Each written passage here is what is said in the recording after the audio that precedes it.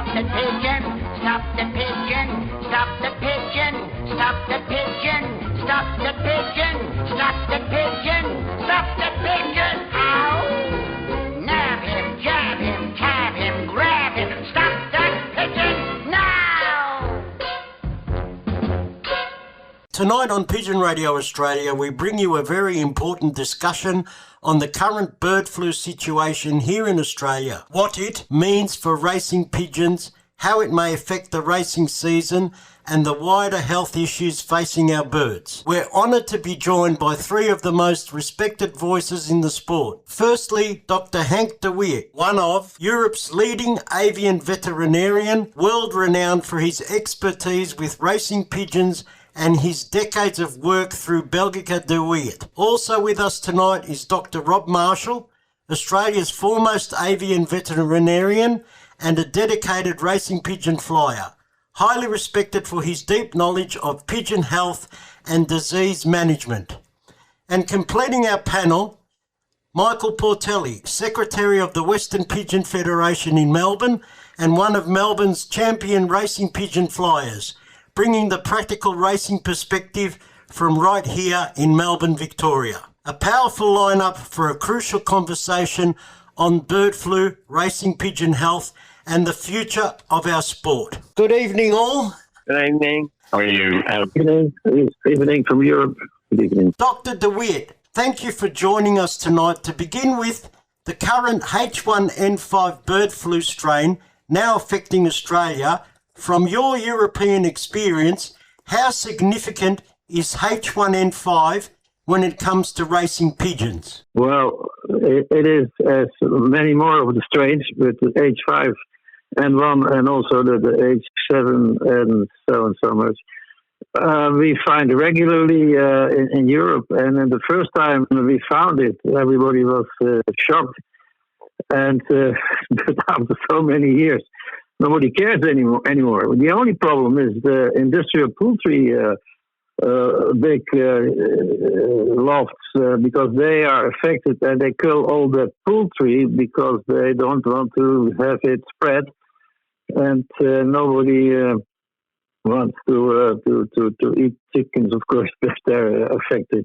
But at the prevention, they kill lots and lots of these big farms in a certain radius of the source of the H5N1 bird flu infection.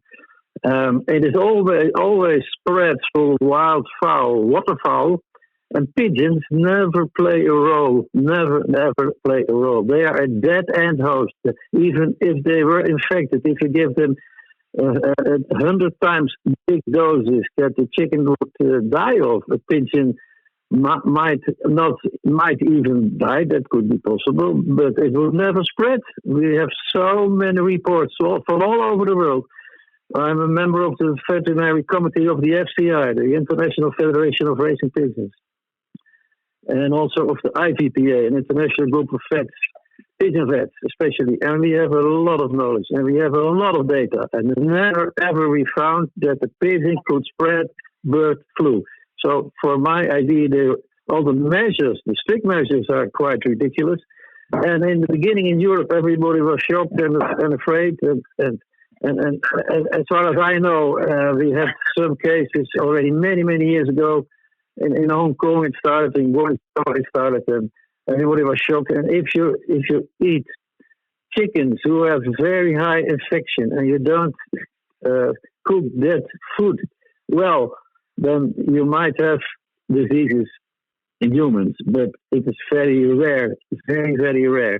And I always say, if you give an elephant 50 kilo of heavily infected chickens, he might get avian flu. You see the nonsense of the whole story. But everybody is scared and everybody is shocked, but nothing's going on. And never ever it happened that somebody here. It happened if you put a vet in a big farm. There is a lot of high dose of bird flu, and that vet has a very bad health. And I knew such a vet. And he had a bad health, and he smoked have a cigarette today, and he had bad lungs. Yeah, then it might happen that if he passes away, that you find bird flu influenza virus. Yes, but that has nothing to do with the cause of the disease. Always difficult to make it right diagnosis. Okay, this is just shortly the story from my side. Experience all over the world. So, and I can understand that a big island as Australia is that everybody is a little bit on the alert in the beginning, and the authorities don't know what to do. But pigeons do not play a role in the spread of bird flu, not at all. And I sent you so many data from all over the world, and it states that there is no problem with pigeons. Absolutely none. Yeah. Okay? Yeah. Hi, Dr. De Weerd. Nice to hear from you again. Okay. Nice to meet you. To hear you. My question is to do with the vectors or the wild birds, the water birds that are spreading the disease. They talk about heavy mortality in certain species of wild birds. But I was wanting to know, for example, there was a report which stated that 1,000 storks died of bird flu. And then I looked up storks and saw how many migrated to Europe, and there was 450,000 migrated to Europe. So my question is, what is the mortality rate of certain species? Do they know that? I know that and even in poultry, what's the mortality rate if the bird flu gets into a poultry establishment? The mortality rate is almost 100%, I think. Is that right? If you have, we had that outbreaks in islands east of UK, of England, in gulls, etc., and certain strains of gulls, and they were massively dying within days. Terrible outbreaks, but this is a self-limiting disease because they die so quickly that it doesn't even spread because they die so quickly. However, the birds that came bringing in every year bring in the disease from these things. It's coming from Russia and maybe from Mongolia, from waterfowl. Only waterfowl brings it. And the birds that live in the water, like storks, also live in the water, and gulls. And the migrator birds, they bring it, and they may affect the big farms where there's a lot of poultry together who are very susceptible. But normally this is really not a big thing, you know. It's happening, and that everybody is scared for the poultry industry, and everybody's scared that humans get it massively, that this will transport to mammals. But maybe there were some cases, but if you eat something that is infected, heavily infected, without cooking it, yeah, it's possible that you can get the disease. That is true. That is for many diseases the case. You remember the Jacob-Creutzfeldt disease that we were also scared of from bone marrow. There's a long incubation period. Everybody was so scared. It was a very scenario. It was a doom scenario, but that also passed away more fast than it came, and it turned out to be not a big thing. You only had to cook and not to use, you know the story about the Jacobs-Creutzfeldt disease, yeah, the mad cow disease. Okay. Yeah.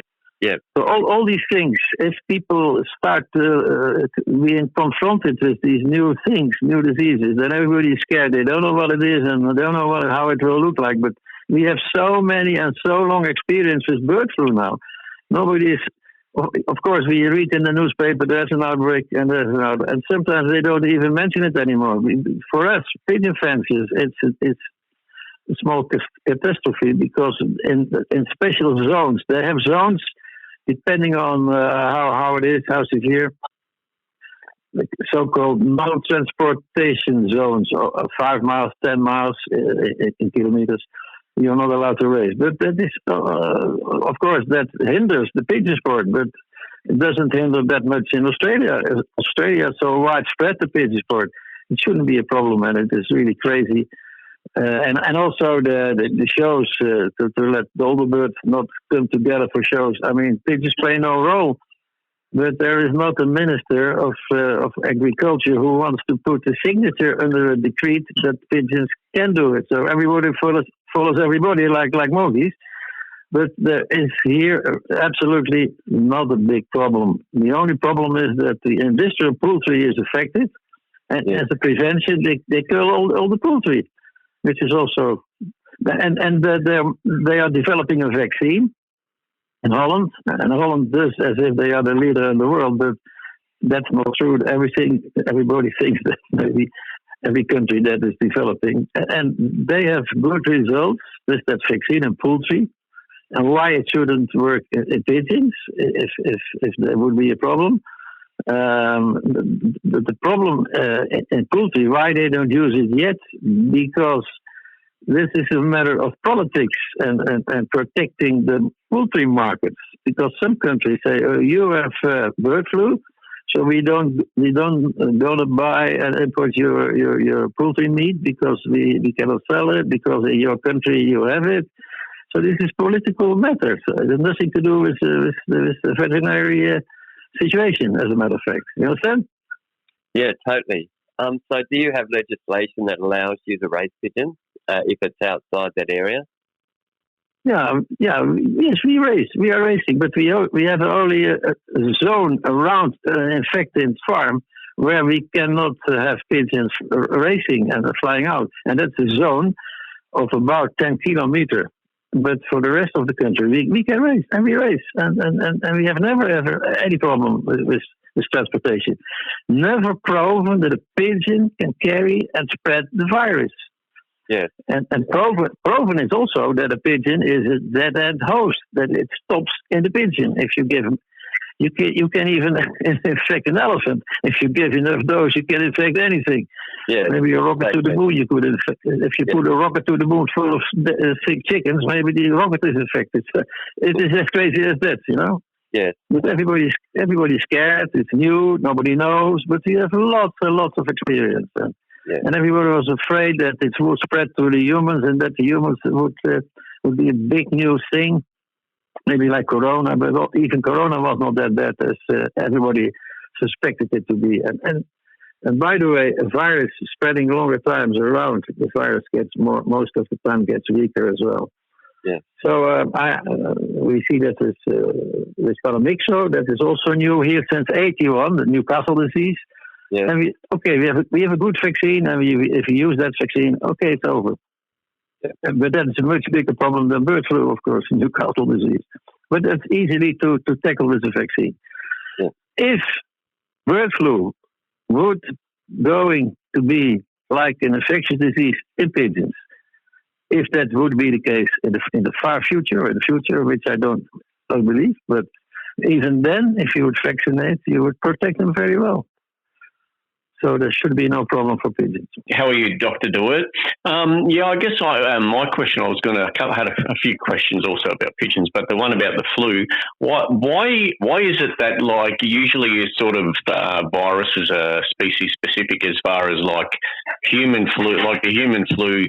When people get the flu, they don't pass it on to dogs or cats or birds.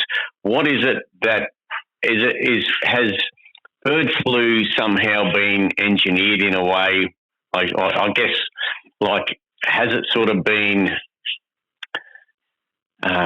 humanly manufactured, so to speak, that it's around? Because it's very unusual that you get different types of like animals, birds, dogs, cats. They're very much species specific. Why is it that the avian flu does affect like humans and all sorts of birds?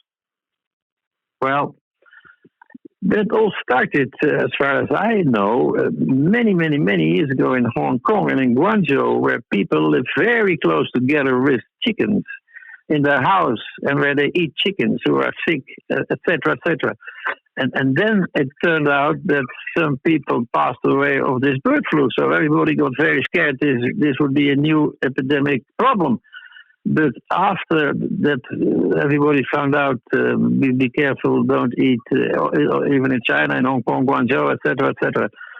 Take care and don't eat animals that are not still alive, cooked. It stopped. I never hear in the world people who die of bird flu. I mean, and there is so much bird flu around in poultry. In waterfowl, especially in waterfowl, unbelievable. But you never hear anything about people. Yeah, and the virologists, they got scared because what also happened one time, and then we start again with eating each other. You know, I don't know exactly how they call it. You have these beautiful jackets of these animals that are kept for the fur. How do you call it? We call it in the Dutch. We call it net. Mink. Mink. Yeah, sure. Yeah, thank you. Mink. Yeah. Minks. Of course, minks are kept then in the mink farms, and if you start giving minks infected meat from chickens, there was found some, I think, some influenza, bird flu. They found in minks. But yeah, this is not a normal situation, of course. And once you find that out, you take better measures. But it wasn't so that the minks got carried it on from mink on mink. And never ever were humans infected by these minks either. So I think in the beginning, people are, and the health authorities, of course, it's logic. They take the precautions and measures. They don't know what's going on. But with all the knowledge in the meantime that we have now, I mean, I think there's nothing to worry about, my opinion, looking at the practical situations. Yeah. Yeah.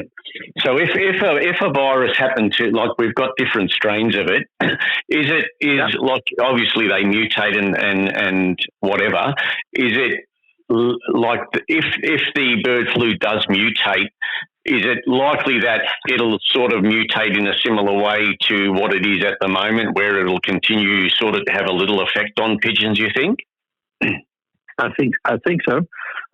Because pigeons don't eat waterfowl, and even if they're close to waterfowl, but they have nothing to. No, I mean, pigeons fly from a place from liberation to home and around the loft, so they never very close living with waterfowl, as a matter of fact. And even then, if they would, one or two or three, the infection dosage would be so low that it wouldn't harm. We have never ever seen cases like that, and there are millions of pigeons flying every day in Europe over the borders, and especially in the weekends, millions of pigeons flying all over the borders, and we never ever heard problems with bird flu. Never ever in pigeons. Many fanciers here in Australia were very anxious in the last week because we had a 4-day lockdown here in Victoria. It was possible we didn't race for 4 days, or we weren't allowed to even train our pigeons. All we were allowed to do was let them out for 1 hour around the loft. So how did this, based on this scientific evidence, can racing pigeons contract or spread the H1N5 strain? Because there were talk here in Australia that pigeons are carriers of the virus. Absolutely nonsense. Absolutely nonsense. Pigeons are not carrying bird flu. Not. Absolutely not. Never proven. And we do millions of pigeons for many, many years, ever since there was bird flu, and never, ever any evidence of problems in racing pigeons. So it's not true. They do not. So in the beginning here, when we didn't know what's going on, also we have these stupid measures. Don't let your pigeons out and be careful. But we all left those stupid ideas, and everybody is letting them out. And listen, the more danger is the man in the street and the lady in the street who has in the garden a small loft with some geese and some ducks. That is more dangerous than raising pigeons. Because they may get it. The pigeons never get it. Mm-hmm. Okay. All right, that makes it very clear, don't you think, Rob? Yeah, I think that's very clear, and thanks very much. This is Pigeon Radio Australia on the Podbean Podcast Network, streaming everywhere you get your podcasts. Should we go on to some other topics now? Because I think that the information about influenza... Yes, go ahead, no problem. Yeah. Should I ask Dr. Weerd some questions? I've experienced in the past few years a disease where the birds get weak wings, maybe one wing, and then they can't fly at all. There's no swelling in the joints. I've cultured a bacteria-resistant, antibiotic-resistant E. coli, which appears to have a biofilm on it. I was just wondering if you have experienced that over there, or if you know what is causing the problem. Now, in pigeons, we have a few times problems with wings. Pigeons that come from a race in the race season and cannot fly, come home and cannot fly the next day. That is always 99.9% injuries from the shoulder. Yes. It's very small ligaments, ruptures of small ligaments, and that bleeds. But if you keep racing and flying home, the blood is not collecting in a place. But the next morning, the blood is collecting in the joint, and the bird cannot fly. It is 99% due to injuries that through small ruptures of small ligaments in the shoulder. Yes. The right shoulder or the left shoulder, never in two shoulders, and the bird, and depending on the how strong is the rupture, depending on how bad it is, the prognosis is it can fly back again in a week, or it will never fly again. And when it's very bad, then the bird doesn't come home. He comes home walking sometimes. Yeah. You see the wing standing up on the tail, on one side. And that is always a luxation, a complete luxation of the shoulder joint. And all the other ones that the bird just cannot fly up the next morning in the season is always... and when it is out of the season in our winter times, then 90% of those cases is salmonella. Yeah. Salmonella, yes, salmonella. Right. But in the season, it's always after the rain, always injuries by big forces, wind, headwinds, pigeons who have headwinds and fly very low and need to evade wires, etc., etc. Yeah. Mainly not and hard winds. Then you have those cases a lot. Yeah. And we did a lot of research, and I have been writing many years, and maybe 40 years. I had to the idea that it was caused by streptococcus. Yes. I have fought against this idea 40 years. There was one research in the university in Belgium, and there they found pigeons who cannot fly straight, and they found streptococcus. But that is a disease in the muscle of the pigeon, and not so much in the joint. But this was a story that went on for years and years and years between vets, pigeon vets, fanciers. And I've always said, no, this is not streptococcus. We hardly ever find streptococcus in muscles, and you could see it, by the way, in the breast muscles. It is always ligaments, ruptures, joint injuries. That's really good news. Very good answer, and I agree. Because it doesn't respond to antibiotics, but it self-limits within about 2 to 3 weeks. But that's really good. But in the winter time, in the winter season, you need to think of salmonella, because then 80% of the diagnosis is salmonella. But that's another situation, another story. Yeah. The birds also get it's not after a race; it is during breeding. It is when the hens don't lay very well. When the youngsters die from 8 days on in the nest, when they are limping, they are flying not straight, a blind eye on one side, getting skinny, all these kinds of things. Green droppings, etc. That's salmonella. Another story. Yeah. What another question is, when the iris of a pigeon suddenly goes pale, what's the cause of that? The iris. What do you mean? The iris colour goes pale. You lose the colour in the iris. Oh, well, that might even be a pick in the eye. That doesn't harm them too much. Okay, great. Thank you. Another story in an eye is when there is no more, when it looks like, then it's blind. The pupil is black and there is not any expression in that eye on one side. And that is also salmonella. And that can also be, there is a pigeon that looks good, is not sick, but may have such an eye, but that is a sign of salmonella as well.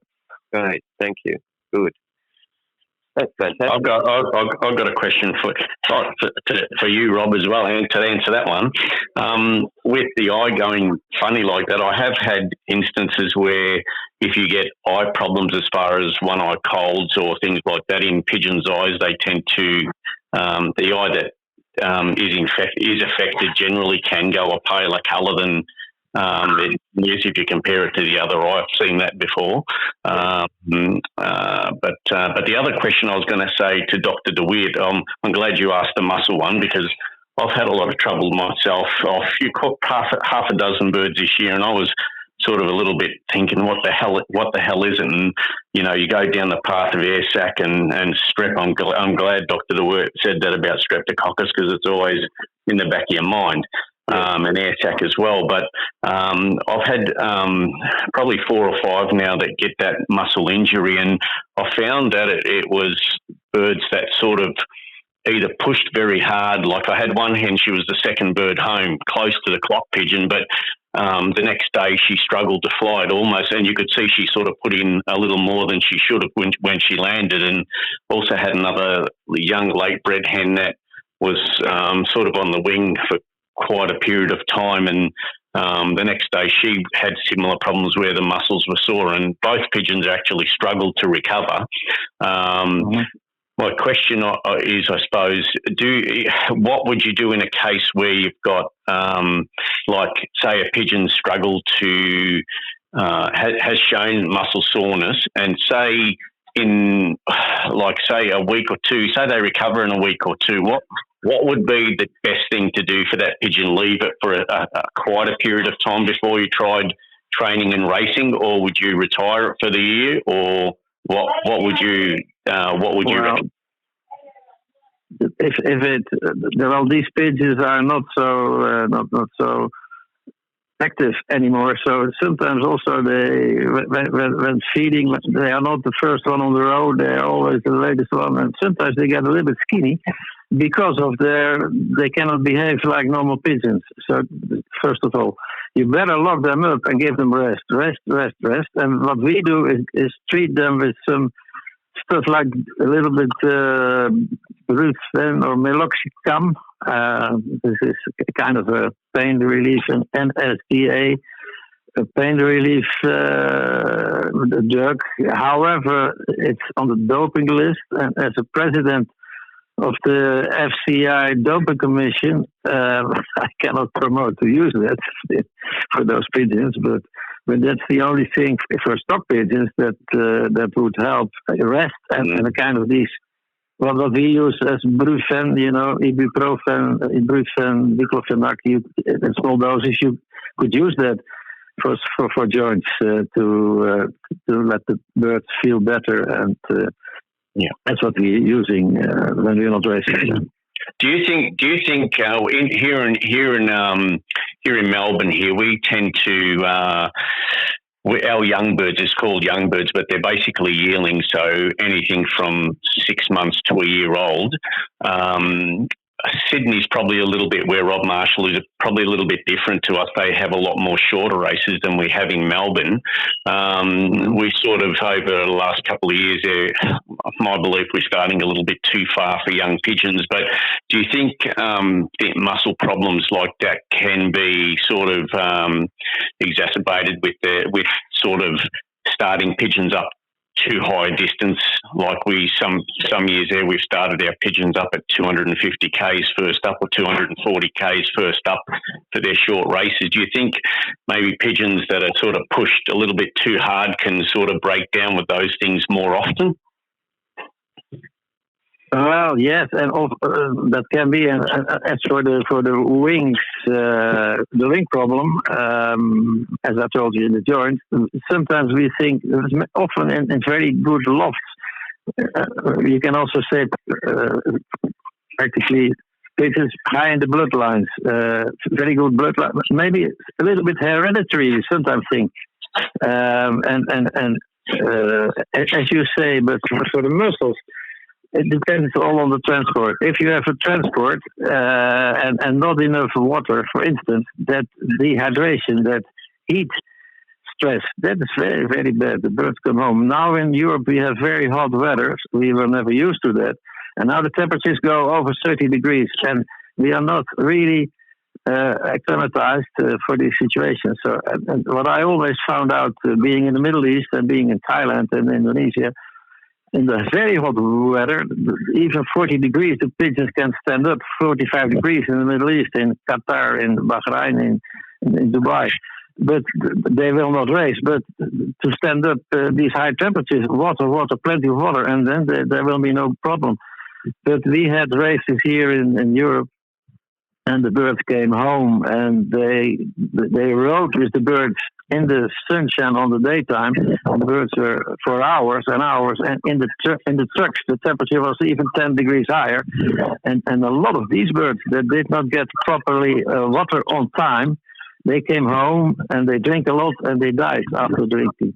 And we call that, and I was the vet in charge for the whole area, and we found something like what I call heat stress.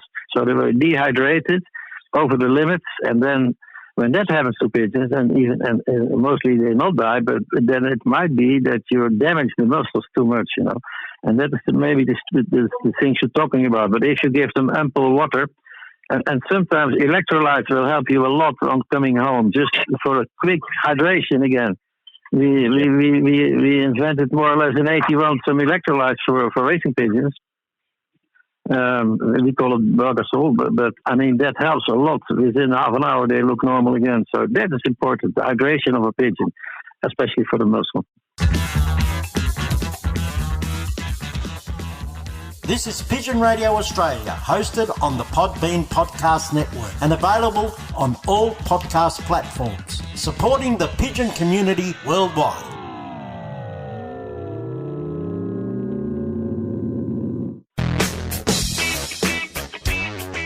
Natural Pigeon Products are the Australian distributors for Röhnfried Pigeon Products.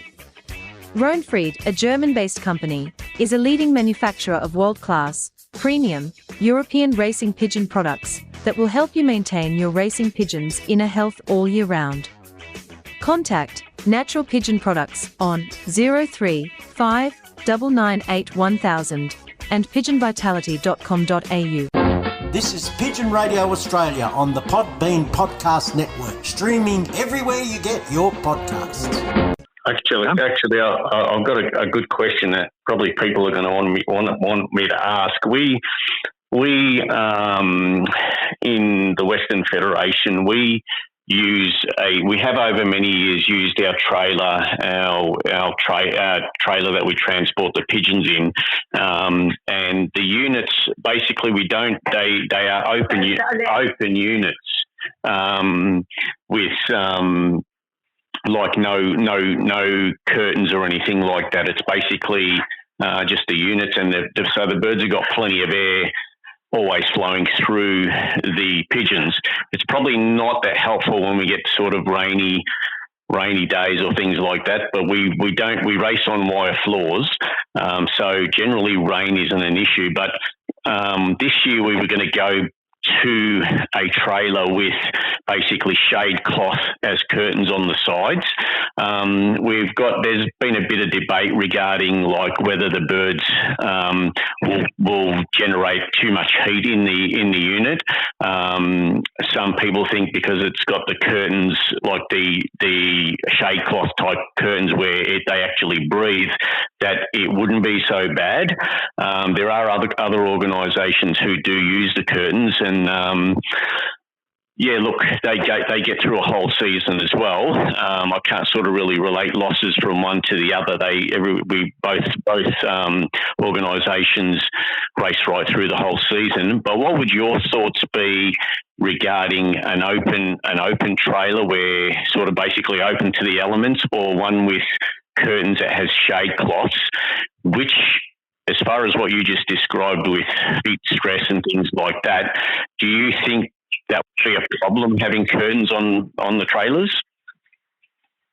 I don't think that there are problems, but you have to make sure that when it's so open that they don't flapper around and they don't hinder the pigeons, of course. But the most important thing is, and everyone has to find out in his own way, in his own trucks and his own transportation system. You need in the ceiling, in the platform, there should be a very good isolation when the sun is shining on the roof, that it's not coming into the pigeon truck. So that the pigeons who are high up in the truck, loaded in the truck, not always have most of the heat. That's very bad. We have seen that before. The pigeons were coming back and were dying in the truck, always in the upper layers. I've seen that 30 years ago. Also, I did a research after that. So make sure that the roofs are all very well isolated. And for the rest, fresh air is always fantastic, but fresh air in a way that the pigeon is not moving from left to right in the wind. You have to take your measures with side curtains. They don't flapper, but that is up to the technicians to do that they have fresh air without problems for the pigeons. But that's the best way, of course. The best way. Yeah, absolutely. And water all the time. You cannot just in the heat drive and transport for hours and hours and hours without giving them properly water. You need to stop to water them, and you give ample water. Because the birds cannot sweat. They have a kind of they lose the body liquid. They lose through the skin. But they need water to cool down. That's the most important thing, transport. My father used to say, my good old father, who passed away already, who almost said that he is a very smart pioneer in the pigeon world. He always said that race from Barcelona, that's not the worst thing. The transportation there, standing there in the sun for days, that's the problem for the pigeons. So always, and I believe it, so always think of those kinds of things. Yeah. Would it be what would be your thoughts then? Say prior to a race, as far as say anything from 300 miles to 600 miles, would there be any benefit in sending birds away with electrolytes prior to the race, or would you say that's a no-no? No. Many people do that. I know even people who are good racers. That's a lot of work, but they give, and I know that from where it's very hot, and they give about 15 cc milliliter, 15 even up to 20 milliliter with an electrolyte solution in the crop before they basket them. Mm-hmm. And that works at least for a number of hours and a number of times to get their saline. The right saline combination to keep the body weight in the body, that's all important. So the salt content that might be in some of those things wouldn't be an issue, you don't think? Yeah, something like that. And I'm coming home as well, but before the race, when it's very, very hot, many people in Europe, they do that, they find out that it's beneficial. It's beneficial. It helps them at least for a number of hours, I'm quite sure. Okay, good information. One other question, if you don't mind, Ivan and Rob, I just want to ask Dr. de Weerd again. Go ahead. Over the last sort of many years, like I've been racing for 45 years myself, and one of the I suppose bugs that can be a real issue for pigeon flies and seems to be the big issue that seems to open the door to many other problems is obviously canker and wet canker. It just seems that a lot of medications these days we seem to just give me 1 second because the cockatoo's going crazy. We seem to the dosage rate of, like, for argument's sake, the active ingredient in Emtril, it's gone up quite considerably to about 40% active ingredient now, and it's still even now starting to where you could give them a day on Emtril and sometimes get rid of wet canker. Now you sometimes have to do 2-3 days to sort of kill it off completely. What would your recommendation be for flyers here, or probably not all around the world, as far as like the best way to combat something like canker, which seems to be getting more and more resistant to a lot of the medications we have here? Oh, yeah, canker. There's a lot of different types of canker. I remember in 1971, that's some years ago, I did my first research on canker. And then we found out, and the new drug was dendronidazole, which is a sister of Amtril, which is dimetrodazole, which is also a sister to metronidazole. And all these medications from the group of nitroimidazoles are effective. Some of them you can make the doses higher, and it's true, you're right. Over the 50 years, we have seen the doses necessarily being doubled sometimes without any problem. But for Amtril, you need to be careful. If you overdose Amtril, they seem to be drunk. They can behave like salmonella. They can behave like heavy paramyxo, but then. And that happens, especially when you give a treatment of 4 or 5 days, and they look like being drunk like that. It's reversible. If you stop giving it, they will be 100% normal. And this is a good drug. There was a problem with ronidazole. There was only one company in the world, in Spain, and they produced ronidazole. They had a recall from the government. There was a problem with the production, with the drug master file. But now we push them to make it because we have 4 medicines in our range of products which contain ronidazole. So for us it would be a disaster if we didn't have it. So this comes back in Q4. They promised us the ronidazole. So very, very good. Ronidazole is working effective, but sometimes you need to see that you give the right dose. You don't need to treat that very often, but from time to time, you should give a treatment. If you give a one-day treatment, that prevents you for roughly say for 1 week. If you give it 2 weeks, it prevents for 2 weeks. If you give it a little bit longer, it may even prevent for a month.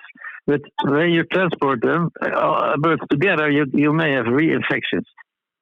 Many pigeons get a certain stable level of immunity, so they don't get it that easy. But I've also seen people trying to get rid of it by not treating them anymore, at least, but totally.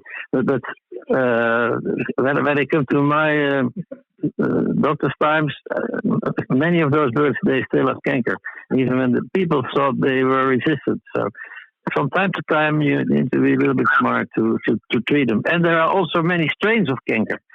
There are strains who are very, very dangerous, who may go even to the brain, and also to the liver.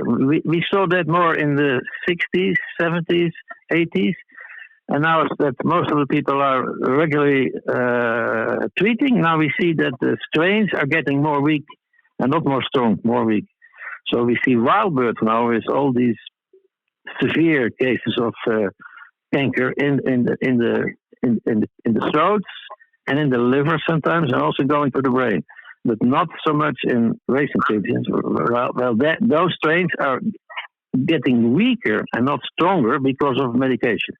It's completely the other side. Everybody say, yeah, the strains, the pigeons get weaker, the strains get stronger, but it's the other way around. The strains get weaker by treating the pigeons. Was that your question? Was that your question? The question was if you had any, like, as far as what would be the best way to tackle it, as far as like trying to keep it, say in a race season. Obviously, you don't want pigeons carrying canker, but what would be the best way to basically, like, what's the word I'm looking for? Maybe preventive treatment. Manage it, so to speak. The best way to manage it throughout the race season. Yeah. Now, first of all, the whole management starts with the fancier. You have to look at your pigeons. When your pigeons have no slime in the throat, when the ears are flat, when the necks are shiny, and the noses are white, and the eyes are dry, because that all canker also can complicate all these ornithose problems. So you need to first in ornithose also look at canker. And if you have canker, they also need to treat canker to get rid of all the ornithose as well. Ornithose is ornithose, but canker may complicate it.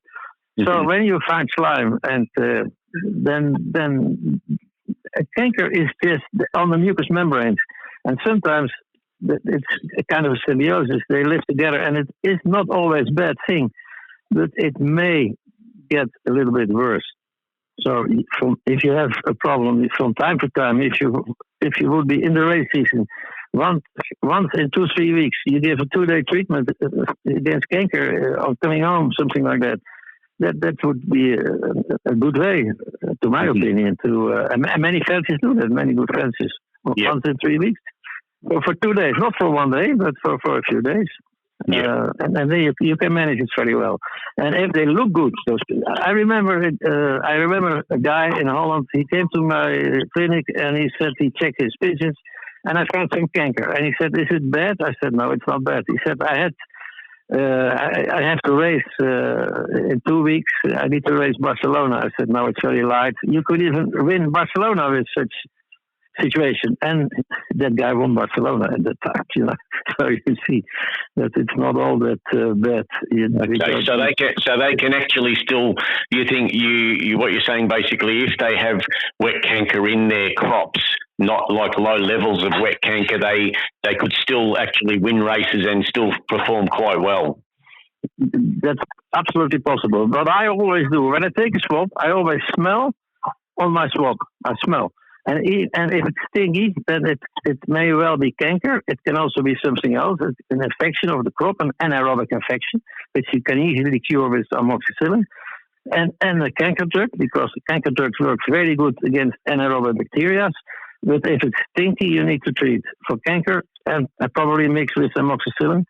And if it's not stinking, you still may have canker. But if you do a swab yourself on a small glass, an object glass, and the drop is very clear, then you have no canker. Then you have no canker, not important canker. You can see it with your naked eye. Okay. Yeah? Yeah, very good. I mean not 100%, but when it's bad, it will never be clear drop. It will be a drop with a lot of stuff inside. It's like mucus-like looking. It'll be cloudy. Cloudy, okay. Yeah, a little bit cloudy. If something is floating on that drop, something floating. If it's very clear drop, you still may have canker, but that is very, very slightly. And if it's never smelly and no slime, and the noses are white, the eyes are dry, and the necks are good, then it's okay. And even if you would find then a canker, it would play no role. Very good. Okay, that's me done with questions. Rob, have you got anything else to ask Dr. de Weerd? Just one more question. We have a condition called fat eye in Australia, and I've tried to work it out, but I can't. We treat it with a cream which clears it up immediately. It's an anti-inflammatory cream. I was wondering if you know what that condition is. It's usually it comes after or associated with rotavirus or another disease. Would you be able to talk about that condition?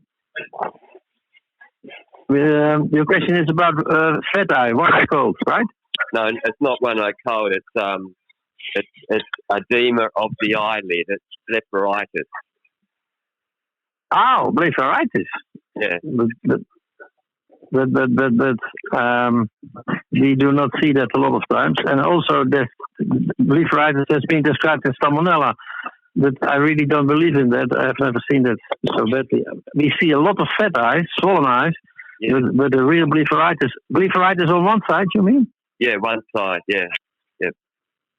And not swollen? I should have a picture. It's edema associated with it.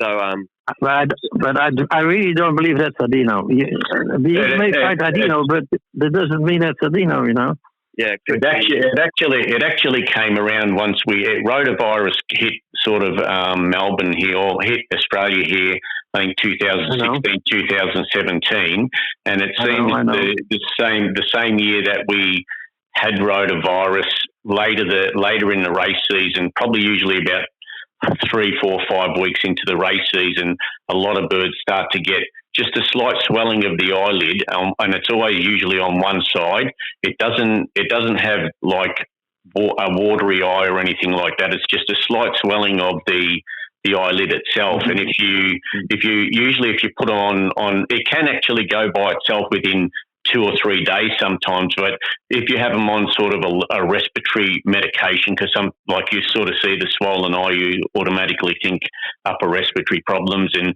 you put them on respiratory medications, but it doesn't respond to that. What we sort of found, I'm no vet, I can assure you, but what I did with it was I read up on pink eye in humans, and it sort of mirrored that same thing, same sort of symptoms. And when you apply something like a Kennicomb cream, which is an antifungal cream, it responds straight away. And if you do it to 20 pigeons, it actually cures the 20 pigeons within 24 hours, which is strange, but it seems to be an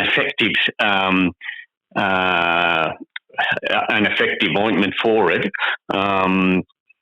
Some people sort of disagree with that. Say no, it's not it's just come good by itself. But by putting that cream on, it does seem to have a sort of pretty much 100% success rate within sort of 24 hours.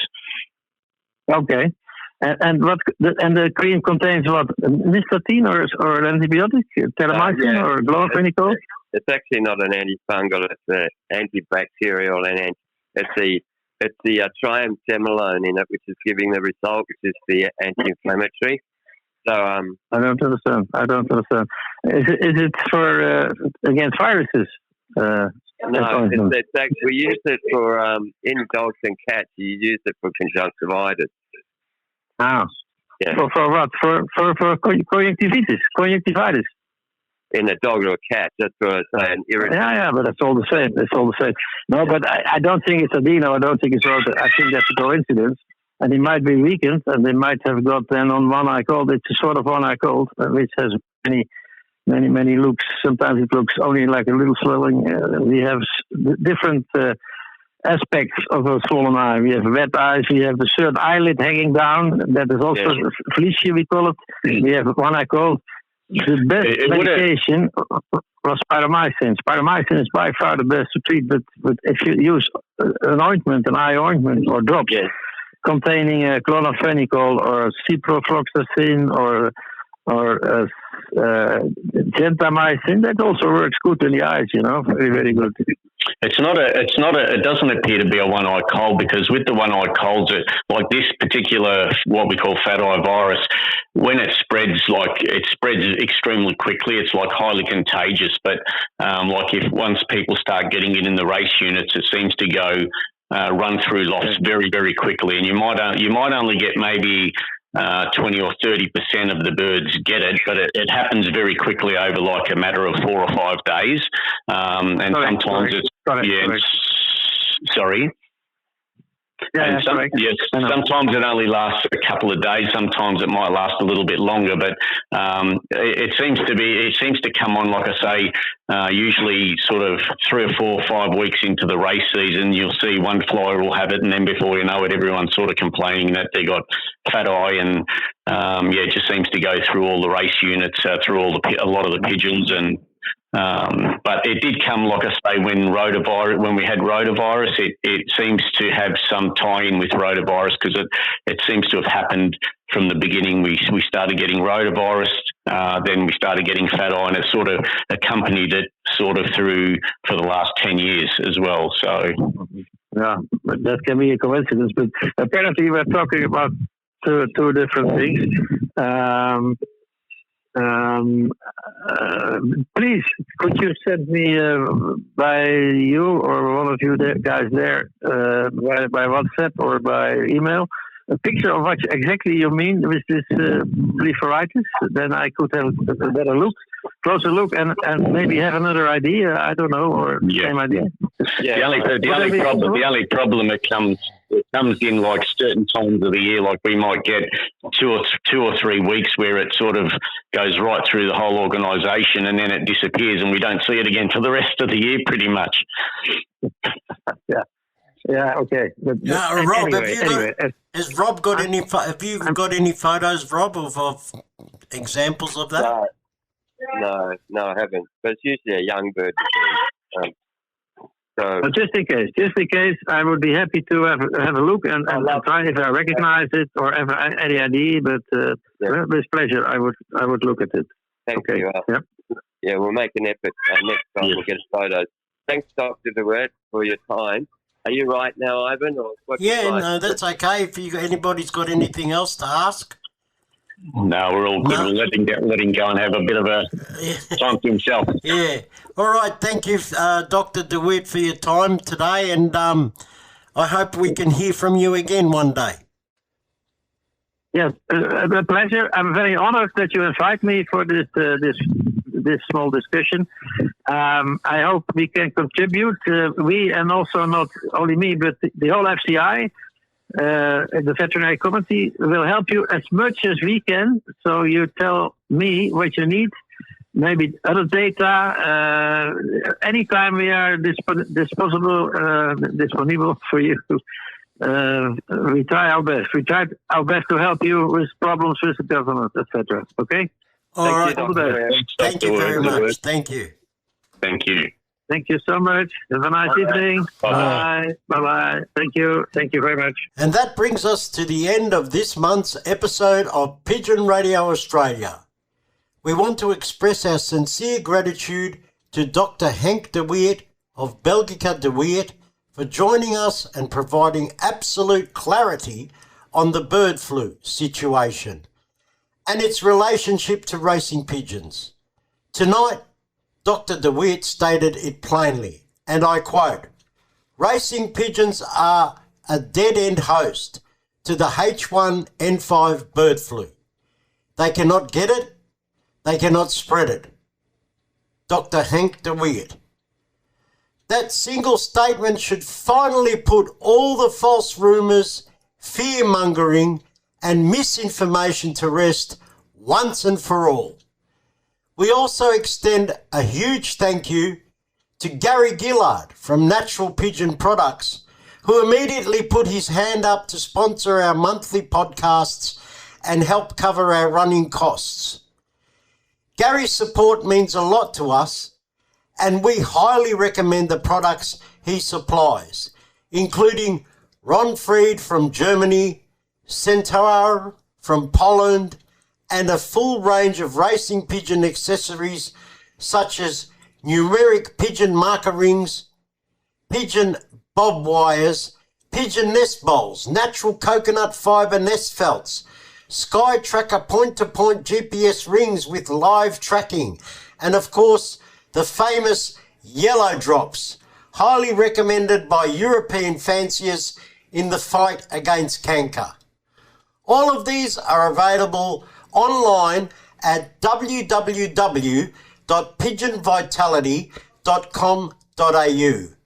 And we thank Gary Gillard for his ongoing support and sponsorship.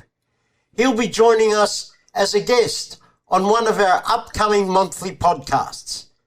Next month, we'll be diving into a major topic, racing pigeon breeding, from proper genetics to health management for breeding, to the importance of preparing your pigeons correctly to produce quality youngsters capable of winning races. To all our listeners, supporters, and the wider pigeon community, thank you for tuning in, thank you for your messages, and thank you for standing with us.